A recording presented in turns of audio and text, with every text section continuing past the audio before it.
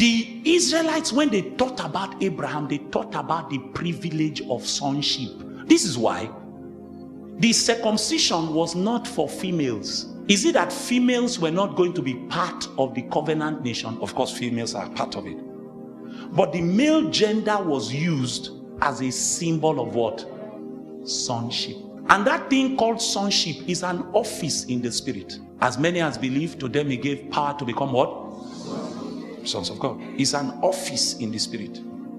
Hebrews, I think it's chapter 2 now, the Bible says that when God made man, he promised that everything will be under his feet. But we do not yet see that everything is under his feet. But he says we see Jesus.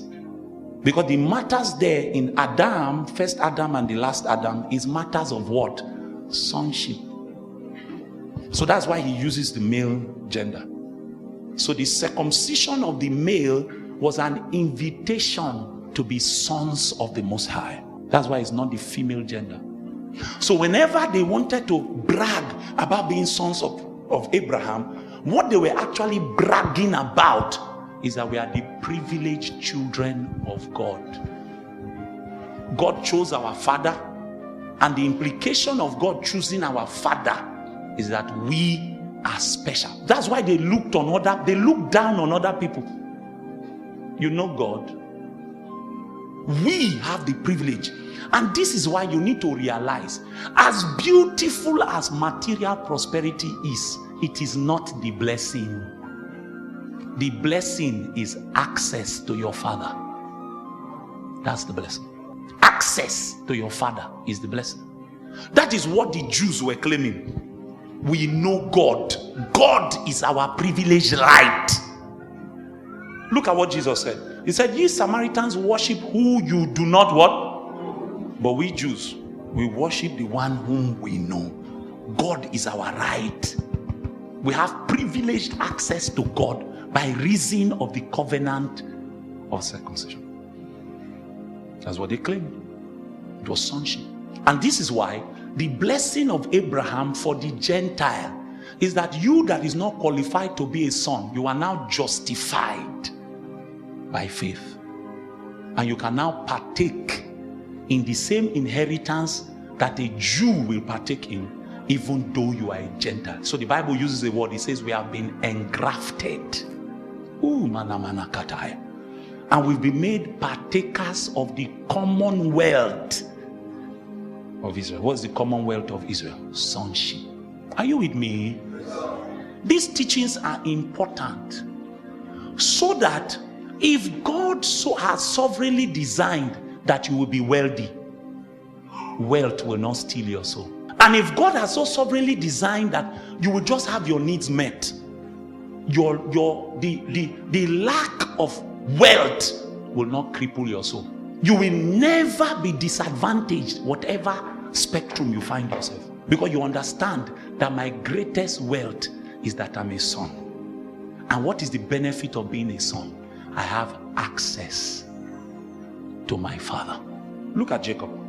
When Jacob was leaving the house of Laban, go and read it. Don't believe me, just go and read it. The Bible says he left with cattle, he left with camel, he left with anything you can think of. One Bible scholar converted the things Jacob left Laban's house with into dollars. Yes, he did the calculation and converted it into dollars. Jacob left Laban's house a multi-billionaire. He was rich. And yet the angel of the Lord appeared to him and was wrestling with him. And he cried out, I won't let you go unless what? What blessing was he looking for? What you call a blessing is, God bless me with husband. He had wife. Not one, oh. He had 2 legal ones and 2 illegal ones. He had songs. Okay, they say you must get girl. You get one. Is it not one Jacob had? Yeah, dinner, one. He had one. Katu, boku. servants everywhere. Was a big boy. But when John grew mature, he said, I will not let you go unless you bless me. Then let's go back. The angel now looks at him and says, what is your name? He says, Jacob, thief, liar, slanderer, usurper.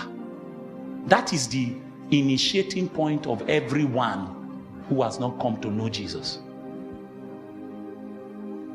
And he says, from today, your name will no longer be called Jacob. Your name shall be called Israel. Why? As a prince, he moved from being a man to becoming the son of a king. As a prince, you have wrestled with men and with God. And you have what? Prevailed. What is the thing about a prince? A prince can walk into the bedchamber of the king anytime. The blessing is what? Access. Are you with me? Access. And that's why matters that we are discussing in church tonight are critical, because the question then becomes, what have you done with your access?